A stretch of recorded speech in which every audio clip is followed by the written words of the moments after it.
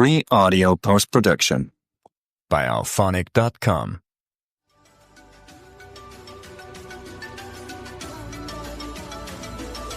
Wagwan, everybody. Welcome to the Enslaved History podcast, where we'll be speaking about history and as well family history and how history relates in terms of Caribbean people for the present as well as in the past, and how in the past, what that does and brings forth for what we are going through at present and what we can learn from our history, from our family, and take that moving forward. So I do hope you enjoy the podcast. And if you like it, please ensure to subscribe, like, and review. Thank you.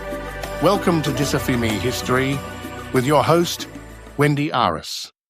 Today, we've got a fantastic episode lined up. Wendy will be sitting down with Professor Randy Brown, who is an award-winning historian of Atlantic slavery who specializes in the British Caribbean.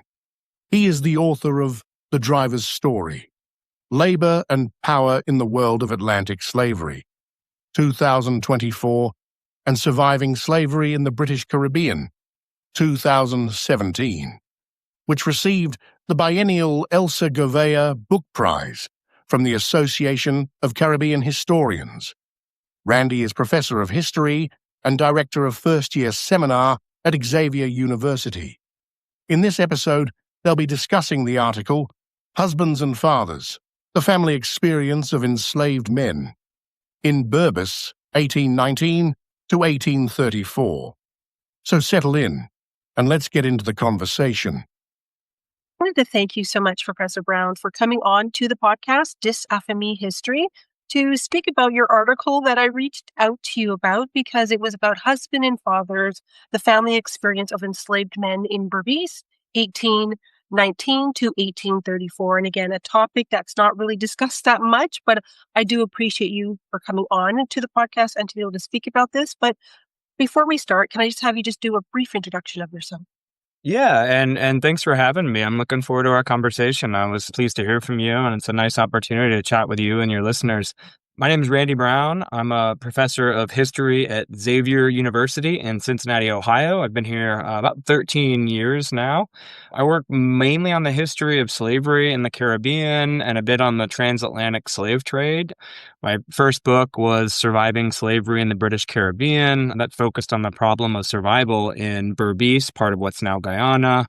Second book came out a bit more recently, last year. It's called The Driver's Story. It's about enslaved drivers in the Caribbean, fairly heavily invested in the Guyanas, similar to my first book, but looking a bit more broadly. So I'll stop there and look forward to the conversation.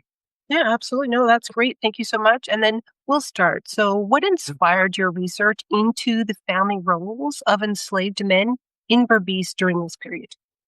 Yeah, this piece came out of really my first book, which was focused on Berbice. I was really deeply interested in some of the records that came from Berbice, which I think we'll talk about pretty soon, hopefully. And I was really interested in the problem of survival and how enslaved people tried to survive, both in the literal sense in terms of prolonging their life under slavery, and in terms of more broadly coping, emotionally coping, culturally, what it meant to try to carve out some semblance of a viable life under slavery. I knew, or at least had a hunch from the work of other scholars, that family was going to be key to that. And I kept seeing that in the records and the documents that I was looking through, where enslaved people really foregrounded family life. But one thing I started noticing that it wasn't only enslaved women. A lot of the work that historians had done up to then, and even now, had really focused on enslaved women as mothers and their role, their experiences of motherhood, of sexual violence, sexual abuse. And I started noticing that there was a lot of records of enslaved men as husbands, as fathers, that marriage really mattered to them, that raising children mattered, that forming families, different sizes and shapes mattered.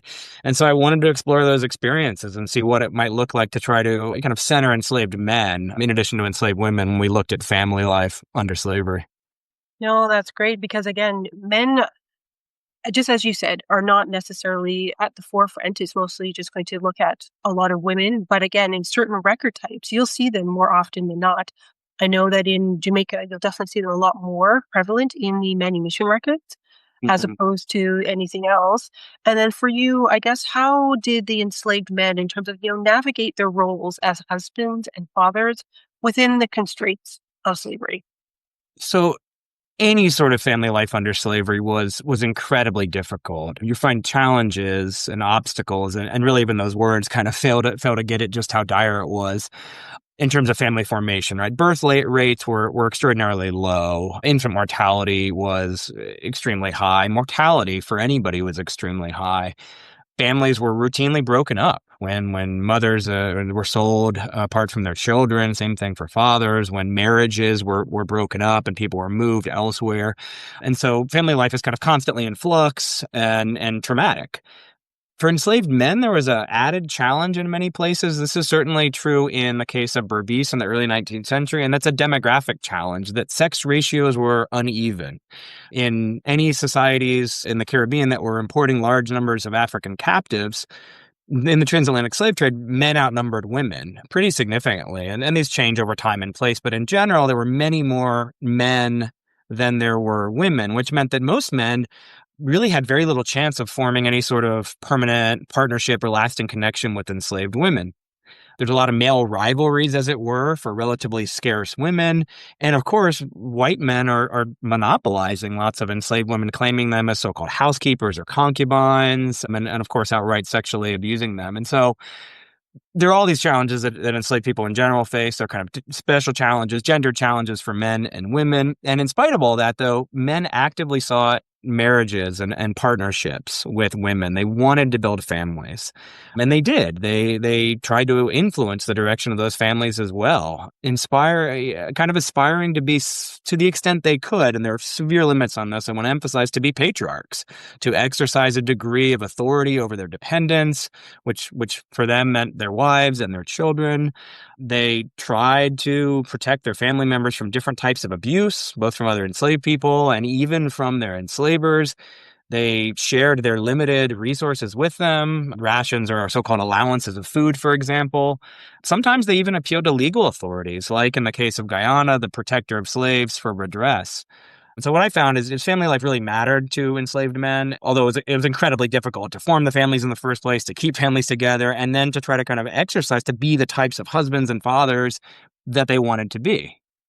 No, and then this goes into my next question in terms of, with these enslaved marriages and family bonds, were they recognized and or respected by, of course, the plantation owners and, of course, the colonial authorities?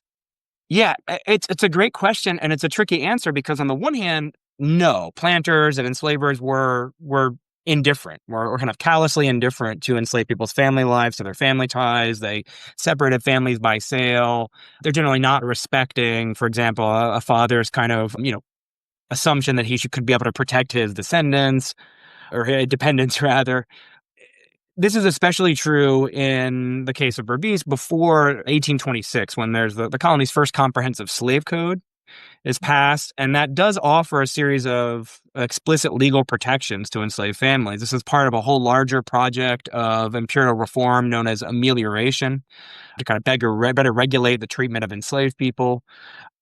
Just for example, that code prohibited separating legally married couples by sale or parents from their children who are under 16. On the other hand, and then those things are regularly violated, and we know this because enslaved people are going to court to say, hey, I'm being separated and I shouldn't be, right? Hey, I'm being sold apart and I have a legal right to this. So they're highly aware of their legal rights and they're trying to enforce them. On the other hand, there's a lot of evidence that even enslavers recognize enslaved people's family ties, even in the absence of formally registered marriages, which was really the exception. Very few people, even once they get the legal right to marry, go through the process of converting to Christianity, of getting the marriage solemnized by a minister, and getting legally registered. It's just very low rates of legal marriage. That doesn't mean that people aren't together or that they're recognized. And so one way you see this is looking at the series of evidence called the slave registration returns. These were essentially census records of enslaved people in early 19th century British Caribbean. And one of the things you see, not all of them, but many of them, planners are listing enslaved people in family groups. And so they're kind of literally drawing connections to say, hey, this man and this wife are married, and then here are their descendants. And so there is a kind of de facto recognition that enslaved people did live in family groups, that they were married, that they had connections to their children. Of course, without much legal standing, there's very little enslaved people can do. And so it's a kind of long and complicated answer to your question. No, no, absolutely. That's fine because again, you're looking it tended to depend on the plantation owner and how they were and how they wanted to perceive things. But when you mention about the slave code, goes into my next question, of course, of how common was the forced separation of enslaved men from their partners and, of course, their children and babies? Yeah, that's a really tough one to answer because we just don't have the types of records that would provide that sort of statistic. You would need to do kind of extraordinary demographic work and trace people across different plantations. And so, while I can't say X number of families were separated or this is how common it was, what I can say is my sense is it was very common to separate families by sale. In the case, and again, every colony and this changes over time as well. In Berbice in the early 19th century, one of the things that was happening is that the slave population is declining, not only through so-called natural decrease, that is, the death rates are outpacing birth rates, but because there's this big transfer collectively of enslaved people from Berbice to neighboring Demerara. Sugar production is really expanding in Demerara, and Berbice kind of expands rapidly for the first couple decades, and then it starts to decline in terms of plantation production. And what you see is planters going bankrupt, they're over-mortgaged, they've invested really heavily. And what this means for enslaved people is they're often getting sold, sometimes in kind of large units, sometimes ad hoc individuals, maybe in small groups, from Berbice to Demerara, moved 100 plus miles away. And there's really no legal protection. Again, that 1826 slave code did prohibit separation by sale. So in theory, it should have become less common over time. Again, what the enforcement mechanism, all of this relies on an enslaved person to know they have legal protections, to physically get away from the plantation and go and lodge a complaint, to have enough evidence to persuade legal officials that what they're saying is true. So planters are trying to get away with whatever they can and basically violate enslaved people's rights to keep their families together or anything else. Enslaved people push back, but with limited success. And so I don't have a sense of exactly how common it was, but I think it continued to be very common, even when it should have stopped, at least for legally married people after 1826. I think it continued. No, probably. And I guess with the records that you were able to see, were you able to ever uncover any forms of resistance by the enslaved men to prevent the breakup of their families? Like, was anything recorded that you were able to find? Yeah, I mean, fragmentary glimpses is what we get, but they're revealing to me. I mean, there are a couple ways enslaved men tried to keep their families together. In some cases, they knew that they were going to be sold, and they appealed directly to the plantation manager, or if it's a resident planter, rather than an absentee owner, appeal to them directly and say, hey, I'm not going to be sold without my wife and children. Again, there's very, very little power to do that. In some cases, though, and I'm thinking, for example, of a head driver who is sold, and drivers in general, these are enslaved men, are in this supervisory managerial position. They're valued very much for their managerial skill, the authority they have. And he seems to leverage that and say, I'm not going to be sold without my wife and children. And what's remarkable is not that he says that or not that he objects, but that the seller and the buyer agree and say, okay, we'll buy the family together. Now, I don't want to make too much of that. I think that is the exception to what's going on. We also see enslaved men going to court when often what happens is they are either sold away from their plantation, which means away from their wife, or their wife is sold away from the plantation, and they go and object. What happens in the vast majority of those cases is legal officials say, I have no power to compel you to be sold together. Again, this is especially true before the right to legal marriage exists in 1826, where legal officials and planners say, yeah, you recognize one another as husband and wife, and this may be distasteful. They may say, oh, we're kind of hand-wringing. Oh, this is really sad. We understand the complaint, but tough. There's no legal protection for this. So enslaved men clearly valued these marital and kinship relations, but they didn't have a whole lot of power to maintain them. Yeah, and then of course the records are just very sparse in terms of what is available to Yeah. and stuff, right? Yeah. And I guess, this kind of leads, and this might be a challenging question, is, were there any, spaces or moments of respite where enslaved men could engage with their partners or children? That is one of the hardest spaces to try to see to get a window into. I mean, like all people, enslaved people, of course, carved out moments of, intimacy, of privacy. moments where they're away from labor. I mean, they're trapped on what are essentially forced labor camps, right? So on the one hand, there's no escape from work for the kind of overarching crushing power of the plantation regime. And yet they had private houses, they had private spaces. The nature of the evidence makes it really difficult to see what that might have looked like. So presumably, yeah, fathers took their children to teach them how to fish or how to catch crabs in the rivers and creeks that line the plantations. Mothers taught their daughters how to prepare food, how to mend clothes. Husbands and wives must have had the sort of kind of quiet conversations right before sun rose, and they had to go to work. This is for people who may have lived together, but we know very little about them. Part of the reason is the nature of the evidence. It tends to be enslavers, and even when we have enslaved people's testimony in the legal records, the legal process itself, the process of making a legal complaint, filters the types of things people say, right? They go to legal officials and complain when a legal right has been violated, when they think they have some legal standing.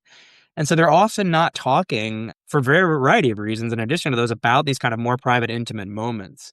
We know more about the kind of public holidays, ceremonies, and celebrations, things like Christmas and New Year's, where enslaved people were given a really rare and brief time away from work to celebrate, to gather, to travel from one plantation to another, to dance, to feast. And presumably, right, family groups might have carved out time there. I mean, so those are the kind of spaces I imagine this happening in. Burials and funeral ceremonies, again, where people come together to mourn and support one another. But we see relatively little in terms of kind of detailed descriptions about those private lives. But that's at least where my imagination goes. But for historians, it's really difficult to see into those spaces and moments. No, absolutely. And I guess that's what we have to infer in terms of what we see and kind of guess or trying to transplant what we do modern day and what could have been. Yeah, and the novel, this is where the novelists are great. Like I mean, in teaching, I love to teach. Obviously, I teach lots of primary sources and I teach scholarship, but I like to teach novels too because they're not bound by the constraints of the archival record in the way that historians are. I mean, I'm really comfortable speculating and talking about what might have been, what could have been in my own writing.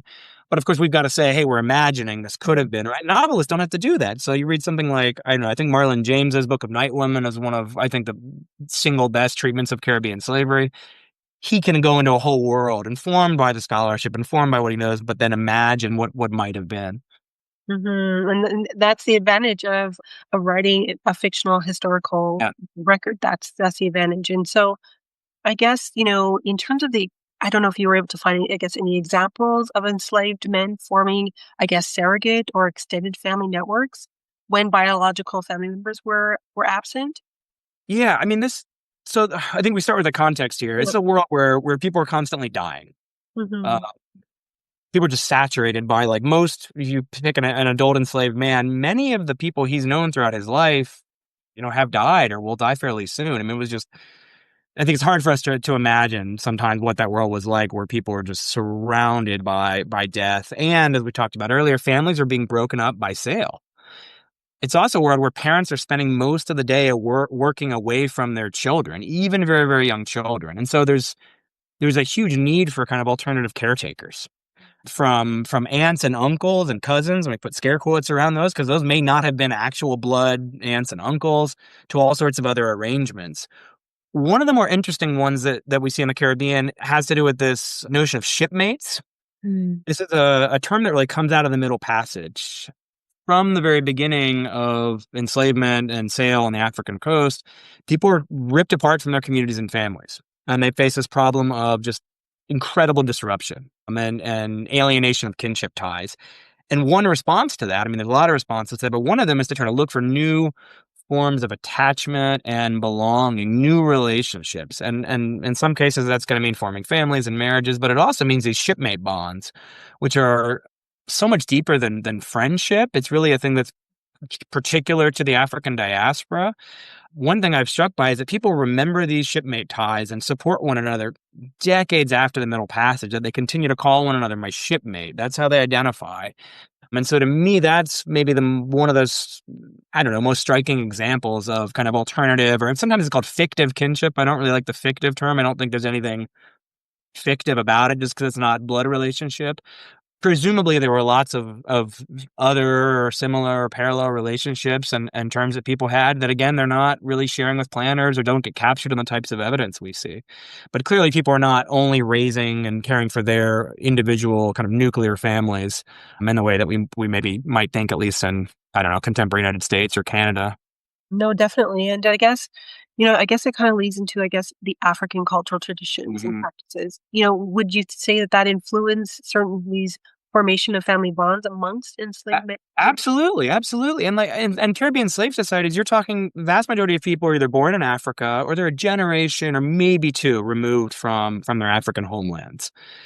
And so they're bringing with them a whole host of ideas and assumptions about what family should look like, how, sons should behave, how mothers and fathers, what the relationships between. And so they're bringing all that with them. Of course, they're in a very, very different society, and that's immediately apparent to them, right? Living on a plantation in the Caribbean is very different, even if you're surrounded by other African descended people, than living under any type of freedom in Africa in the same time period. One of the most striking things I found when it comes to enslaved men and their roles as husbands and fathers, especially, was the extent that they're trying to recreate something that was known in Africa as big man politics. They aspired to be what was known as big men, both at the time and even since. This comes into more contemporary. Again, I'm not a modern, I'm not an Africanist at all, and I'm certainly not a specialist in modern Africa, but there's a term that resonates. It has to do with this idea, related idea, is wealth in people, which is something that anthropologists and other scholars who worked in Africa have talked about. I mean, it's something that cuts across a wide swath of African societies, which had their own ideas about politics, whether stateless or centralized. And so this is a kind of very broad common denominator at the most basic idea, where people see wealth not largely in terms of material wealth or capital, but in terms of recruiting and retaining followers. It's kind of, again, catch-all term, especially women, in exchange for offering those followers scarce resources and a modicum of protection. And so that's one kind of model that everybody's bringing with them into the Caribbean, is an idea about how, men should behave as leaders and as fathers and husbands. Now, not all enslaved men, even those who aspired to form these large families, had the same success. I found that artisans and especially drivers, relatively so-called elite enslaved men who really stand out in terms of their social and political authority and their kind of moderately better material circumstances, they're way more successful than other men. They're way more likely to be married, and the demographics, the statistical records we have, show this. When they are married, they have larger numbers of children than other enslaved men. And to me, the most striking thing of all, they're some of the only men who form polygamous marriages, that is, men who had multiple wives. I mean, this is something that African men wanted, but is extremely difficult in the face of the demographic differences we talked about earlier. There already is a kind of numerical scarcity of women that men are, competing for. Drivers stand out in being more able to offer their dependents access to resources, to protection. They're arguably more attractive partners. Again, there's an inherent tension in being an enslaved man and being a big man, right? You're supposed to be a leader, you're supposed to have power, and there's lots of things that enslaved men simply can't do, right? You can't keep your family together. You can't always protect them. I was reminded of this again and again when reading about enslaved men's failed efforts to protect their daughters and their wives from sexual abuse and violence. Men who go to legal authorities and say, the planner is sexually assaulting my wife and I can't do anything about it. And yet, there are, trying to recreate at least some semblance of big man politics under Caribbean slavery.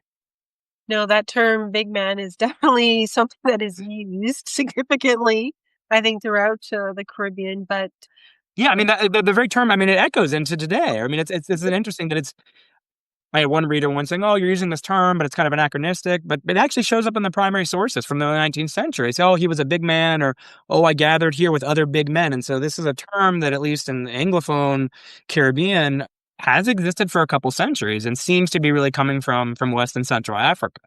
And enslaved people are using it too. It's not just projected on them by scholars or even by planners, but it's a term that people recognize. They know what it means, at least then and now. Not that the meaning doesn't change, but yeah, I'm like you mentioned, I'm interested in the kind of ways that it's persisted into the present. yeah, definitely. And I know maybe this can't be addressed, but I guess with the constant threat of, separation or punishment, how this affected, the emotional well-being of the enslaved fathers and, of course, husbands. Yeah. the records don't tend to concentrate and certainly don't dwell on the emotional issues at stake, which is incredibly frustrating. Like some of the things we most want to know about enslaved people's experiences, we don't know about, but we do get some glimpses. And not surprisingly, enslaved men found it deeply troubling to not be able to offer their wives and daughters the kind of protection they wanted, that they wanted to, especially when it came to physical or sexual violence from white men. The separation I see less of, and I don't think that's because it was less troubling, just because the complaints really focus on the kind of narrow issue of whether they can or can't be separated. I did come across a lot of complaints, though, where men are anguished by the abuse that their family members have suffered. I mean, there's a case that always has stuck with me of a man named Felix who goes to complain that the manager has been essentially, he says taking, but it's serially raping his wife and the wives of other enslaved women, even though he already has a woman he's claimed as his. And again, he goes and complains, and legal officials say, well, that's really kind of distasteful, but there's really nothing we can do because it's not illegal. And so to kind of imagine what that must have felt like, right? To take that risk. And again, it's a huge risk to go and complain against your enslaver. We know that there's retribution for doing that. An even more disturbing case for me that was really hard to write about and to come back and think about involves an enslaved man and an enslaved woman who have a daughter who's recorded as 11 or 12 in the records. And the plantation manager rapes her and then she dies as a result of her injuries. They're absolutely devastated. I mean, what parent wouldn't be? And so they take the again, really dangerous step of going to the colony's highest legal official, the fiscal, for redress, seeking justice for their daughter. And they don't get any. They don't find any. There's some narrow, kind of, to me, very obvious, cover up that no, she died from some other medical reason, that it has nothing to do with the sexual violence she suffered.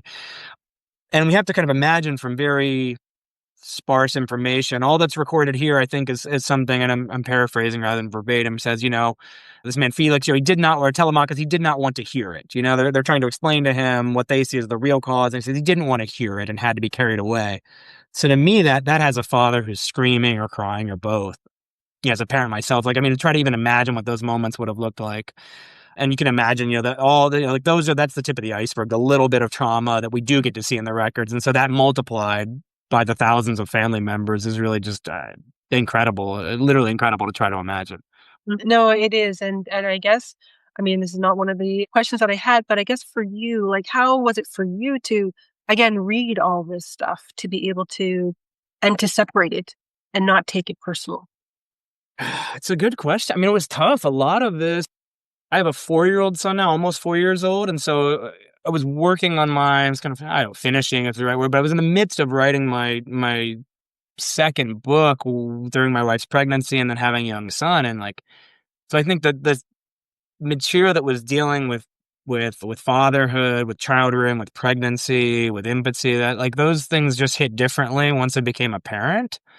It's not like I don't want to suggest I was somehow callous to this and approach this work with some sort of cold, but yeah, taking breaks from this work, it's tough. And again, I'm, maybe not apparent to listeners, but if I'm on YouTube, I'm white, I'm not a descendant of enslaved people. And so I can only imagine what it's like to confront this material. My Black colleagues who are descended from the people they're writing about, I would like to think I know that must hit differently. There's a whole nother layer of and the emotional toll that this work takes. And it's same thing in teaching. It's hard to teach. It's hard to talk about, try to figure out how to write about this and talk about it without kind of leaning into the kind of pornography of violence, but also not wanting to get away from calling things what they really were and to describing them. And so to try to toe that line of sharing whatever we can get in terms of the full horror of it so that readers feel it or feel as much as they can without it becoming voyeuristic. It's tough, but yeah, it's tough work. I have colleagues who kind of will half jokingly, Joe, oh yeah, nice light subject, and I don't really appreciate the humor, but it's it's difficult. I don't know. I don't have a great answer to it other than taking breaks and stepping away, and different cases will hit you differently on different days. No, definitely. I don't think there's, a perceived answer per se, but it does, it just shows that it is, yes, heavy material to be able to look at and to, I guess, to know, what would anybody to be able to cope reading all of this stuff. and how it doesn't consume you as well.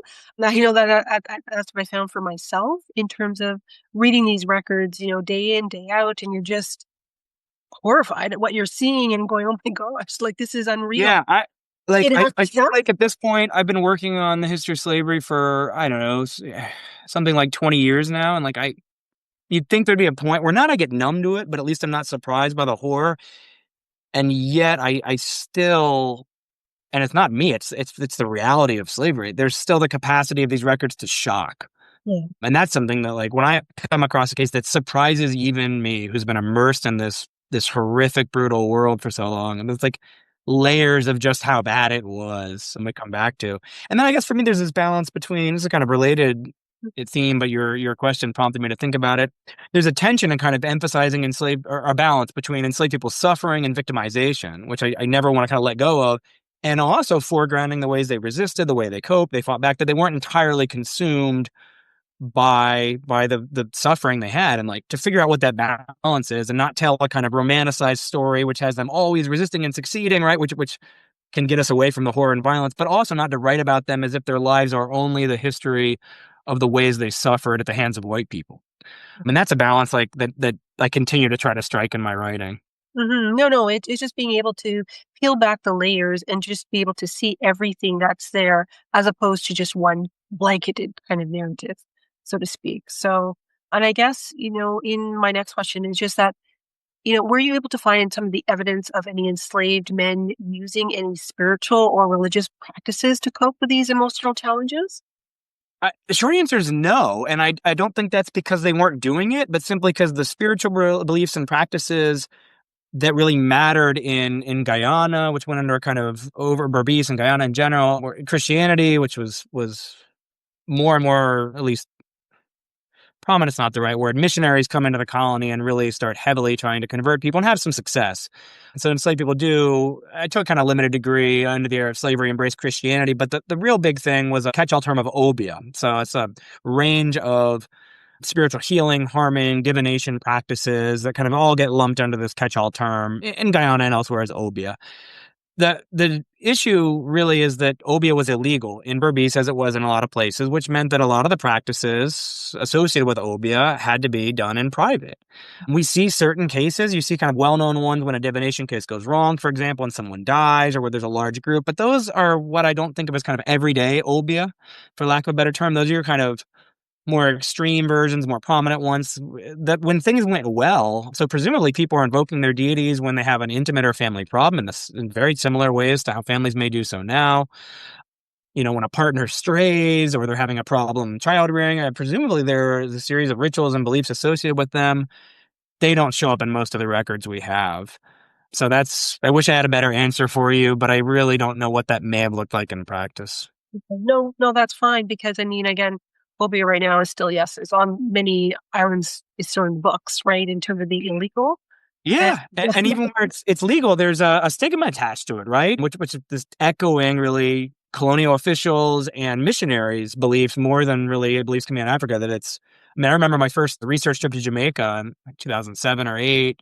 When I was trying to ask Jamaicans about obia, and there was a lot of like, who is this white American guy asking us about obia, right? And they didn't want to talk about it, but they would talk about high science, or they would talk about medicine or bush doctors, and so figuring out a way to try to get them to discuss something that otherwise they might not want to be, in part because of the stigma attached, in part because of who I am asking, really kind of hit that home for me. Yeah, they asked about layers around it, but not Yeah, exactly. You use kind of synonym, and you get creative and start asking and listening, and knowing when to push and when to back off. And I guess that goes to, I guess, with the colonial authorities. Like, did they make any attempts to control and, of course, to manipulate the family structures within the enslaved population? They do, but there's a particular time when they start doing it. There's this really interesting shift that happens in the British Caribbean, which is my area of expertise, in the late 18th century and into the early 19th century, in terms of how enslavers and colonial governments tried to regulate enslaved people's sexual lives and family lives. For a long time, for maybe the majority of the period of slavery, at least individual slave owners, planters, plantation managers were kind of hands off in terms of enslaved people's marriages and families, basically leaving them to make their own arrangements. Now, of course, I don't I don't say that to suggest that they're not interfering in terms of sexual abuse or separating people by sale. So it's not like they don't have an impact on family life. But in terms of who is marrying who and what arrangements they have, things like that, they really stay out of it unless it creates problems of plantation management. And so that's what you see are kind of episodic things where, hey, there's some male rivalry and someone gets poisoned or someone gets murdered. And like that creates a problem. It's not about the family, but that jeopardizes, plantation production. So that's really what planters care about. Starting at the end of the 18th century, though, when there's increasing attacks on the slave trade and on slavery itself, but it seems like the slave trade is going to be abolished first. And then when it is ultimately abolished, 1807, you get this whole new emphasis on really focus on enslaved people's sexual lives, on reproduction, on family life, the rise of pronatalism. And there are kind of variety of reasons for this. Part of it is planners and colonial governments and even missionaries can kind of all agree that maintaining the population, the laboring population in the West Indies, which means slave population, but some of them are even thinking towards a future after abolition, not just of the slave trade, but of slavery, that you've got to maintain the population. Now, these are populations that have only grown or been maintained through the transatlantic slave trade. It's constant importation of African captives, because planners are working people to death and replacing them. And so they see that dynamic's not going to work. And so you get this huge pressure to coerce enslaved people, incentivize, coerce them into reproducing, but also into embracing a very particular definition of family. The effects that slavery had on enslaved women and on motherhood and on family life more generally were all kind of targets of abolitionists for a very long time. They're kind of sympathetic anti-slavery is literally to the physical images you see are about the suffering of enslaved women, about the supposed impact on their modesty or their virtue. And so there's this whole kind of coalescing of different forces that come together to say we've got to force enslaved people into embracing monogamy, embracing the nuclear family structures, and in terms of reproducing. And you see that really clearly in the new laws that come out during this era of amelioration. Again, back to that 1826 slave code in Berbice, enslaved people not only get the legal right to marry, again, if they're Christian, it says very clearly, so they're tying marriage to this narrow version of Christian monogamy. They get the right to keep their families together, but you also see incentives to produce children, like cash rewards for married mothers. Again, mothers who had children in wedlock, and when children survived for 6 weeks. It's a recognition of how bad infant mortality was here. At the same time, you see enslaved people could be punished for a range of, there's this whole long list of formal offenses that enslaved people could be punished for. Now, in practice, they're punished for essentially anything enslavers don't like. But at least the legal fiction is there's a categories of offenses, so-called domestic offenses. They include things like so-called fornication, spousal abuse, polygamy, sexual violence committed by enslaved people and other enslaved people. And so on the one hand, this is an effort to kind of police enslaved people's domestic arrangements that didn't exist in the same way before. But what I found is the recorded rates of punishments for those offenses are remarkably low. There's a 6-month period. You have a handful of people who are punished for these things. That compares to often hundreds or thousands of people who are punished for things like running away or absconding or interfering with work or not completing their work. And to me, together, that suggests that even while colonial officials and reformers started to get really interested in policing enslaved people and reproduction, individual slave owners themselves continued to be primarily concerned about things that threatened production or security. So they tended to turn a blind eye. If family life is not going well, if people are kind of, the way it's described in the record, seducing other men's wives, if women are trying to leave and husbands are trying to prevent them from leaving or vice versa, they don't really get involved. They take a kind of hands-off approach, even during this era where the colonial government and the imperial government are saying, no, we've got to really regulate the slave family. No, it's all about, the return on investment. They have to make sure that they're still making their money. I know. Yeah, that's the big tension is like, that's the way and other people who've written about this, in the case of Sasha Turner, in the case of Jamaica, Catherine Paul, really like at Barbados, in terms of pronatalism and focused more on enslaved women, have really highlighted the tension between seeing enslaved women, but we could extend this to enslaved fathers, and seeing enslaved people as kind of reproducers, people producing children and treating them that way, and workers.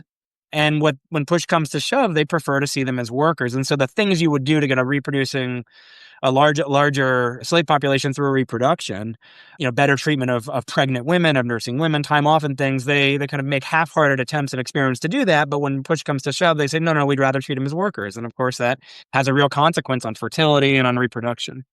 Exactly. And I don't, not to go back into, the women aspect of it, but when you mention about the financial incentives for women to have X Yeah. amount of children, that was, very prominent when it came to the ending of slavery to continue the workers, as you mentioned. Yeah, I mean, they see it as a crisis. I mean, once they're kind of forced to accept, or well, maybe not accept, but they're forced to deal with the abolition of the slave trade, they pivot really quickly and say, all right, what are we going to do to try to have enough people to cut the cane, to pick the coffee, pick the cotton, right? I mean, they shift really quickly to trying to grow a slave population. And it doesn't work. I mean, that's the other thing to say about all this is like pronatalism, and this is something I learned from a little bit of reading pronatalism before and after. Like these experiments generally don't work to manipulate family structures all that well, or they have very limited success, it seems like. Mhm, mhm.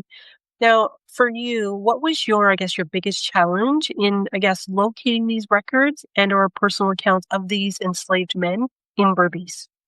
I was really fortunate in the case of Berbice, and this is frankly part of what drew my attention to it way back when I was early in graduate school, because the records are so much better than they are for most other places in the British Caribbean. I mean, Berbice, Demerara, Essequibo, Trinidad, and St. Lucia stand out from places like Jamaica or Barbados, the kind of most familiar and certainly 18th century, arguably more important, certainly larger colonies. And that's because you have this extensive body of first person legal testimony from enslaved people in Guyana. These are records of legal officials known as fiscals and protectors of slaves. And the reason you have these in Guyana is kind of two things that come together in the early 19th century. The colony used to be Dutch, and under the Dutch, it was a legal official known as the fiscal, and enslaved people could go to the fiscal and appeal for redress. They didn't often get redress, but what happens is when the British come in, they start taking records. Well, one, they maintain the office of the fiscal as part of the terms of treaty. So there's this kind of overlap of a British legal institution on top of this old Dutch one. And so there's a fiscal in Berbice. You don't have a fiscal in Jamaica. You don't have someone like you do later. You have the stipendiary magistrates under apprenticeship, for example. So you have a legal official who records enslaved people's complaints. Then you get amelioration, and part of amelioration has this new office known as the protector of slaves, which is going to kind of take over the fiscal's role in adjudicating complaints from enslaved people. Older colonies like Barbados and Jamaica have stronger legislators, a bit more legislative autonomy, and they really resist pressure to enact ameliorative legislation that newer colonies like the Guyana colonies in Trinidad and St. Lucia that Britain acquires end of 18th century, early 19th don't. And so we get these extraordinary records, tens of thousands of pages in Guyana alone, involving thousands of different enslaved people complaining about various aspects of their lives. And so on the one hand, I'm really fortunate. On the other hand, these are still records that are filtered through a legal process, that's testimonies recorded by white people, that is often summarized and paraphrased. And as we know with all legal records, enslaved people who appear in court are very strategic about what they say. I mean, on the one hand, they're bringing a complaint when they think they have some chance of legal redress. And so there's a whole spectrum of things that they're not talking about. Some of the stuff we talked about earlier, I mean, aspects of their lives that don't get captured, they tend to concentrate on the things that amelioration legislation focused on. So punishment and violence, on work, excessive work, workplace disputes, and things like that. Rations, getting enough, food or allowances, so-called, of clothing. And so on the one hand, it's incredibly rich testimony. On the other hand, people are only talking about certain aspects of their lives. And so I triangulated with all kinds of other records, but, missionaries and planners, the census records, the slave registration returns, which are sort of census records, all shed different light on enslaved people's families. But in terms of, I think my answers to some of your earlier questions maybe hinted at this, the emotional dynamics and how people thought and felt about what was going on, that's a lot harder for us to understand. So even in the case of Berbice, where we probably get as close as we can to the voices of enslaved people, ordinary enslaved people, not the rare few who escaped slavery and left behind a memoir or first-person autobiography. Even when we get really close to what they're saying, we're getting snapshots of their lives. And in terms of family life, they tend to concentrate on areas of conflict. And so cases involving, say, domestic violence between enslaved men and enslaved women show up in the records. People don't tend to go to court when things are going well, right? I mean, then as now. And so when there's a legal conflict, there's some issue, when there's some problem, that's where we get a kind of lightning bolt that illuminates the landscape. But when things were going, quote unquote, well or normal, we know much less about that. No, and you bring up the point of the fact that you had to go to the legal records, and that's what I noticed in terms of for my own family history research is I had to do more in terms of what the laws were in pertaining and being able to attack and look at those records in and of themselves. So for family historians out there, it definitely in this period, it's definitely a lot more of the legal records after a certain point of time. Yeah. And people don't, I mean, they don't talk about their aspirations or hopes for their families. It's like, you see them in action trying to protect, but you see them objecting to certain types of abuse. You don't see as much of the day-to-day as you might like to. And you certainly don't see into the kind of most private, intimate moments that people are not willing to share with a white legal clerk who represents really who's there for the slave-owning class. Yeah, definitely. And then, Professor Brown, as we come to a close with this discussion, I think we could have gone on a little bit more. But, for you, how does the understanding of family lives of the enslaved men, reshape our understanding of Caribbean history and, of course, the legacy of slavery? I think the most obvious thing, and this may not sound all that compelling, is that enslaved men were active participants in family life. They were husbands, they were fathers, forming families, having marriages mattered deeply to them. And that may sound like, well, duh, of course it did, but we're kind of 2 generations into really good scholarship on gender and slavery. We're starting to see more work on masculinity and on the gendered aspects of slavery that pertain to enslaved men. But I think for a long time, there's been a way of thinking of family life under slavery and motherhood is kind of synonymous, and for good reason. Mm-hmm. But what I found is that fathers and husbands were key parts of this as well. In terms of legacies, I don't know. There's a longstanding kind of myth, at least in the United States, after slavery, kind of immediately after slavery and going up through the civil rights movement, and arguably today, again, I'm not a scholar of really modern U.S., that sees Black men as not really involved in family life, that tends to think of family life as organized around women and around mothers and grandmothers. And certainly in the era of slavery, that's not exclusively true. I don't want to take anything away from how important mothers and other women were in family life, but what I see is that men were really important too, and kind of insisting on having a role and a say, loving their dependents, trying to protect them, caring about them. And I just think culturally we we don't always go quickly to husbands and fathers. It's easy to think in terms of family life as organized around women or exclusively around women. Mm-hmm. No, absolutely. And then, of course, just to give again, there's many aspects within this time frame period within this region. And again, this is just another layer that needs to be brought up to the forefront to say this too was still happening during this period of time as well. To thank you so much to come on to the podcast and to be able to talk about your article. And again, just appreciate your time. So thank you so much, Professor Bernie. It was my pleasure. Thanks for having me. Thank you. Hoped you enjoyed this episode, and if you did, please make sure to like, follow, subscribe, and write a review for the episode wherever you listen to your podcasts. Thank you.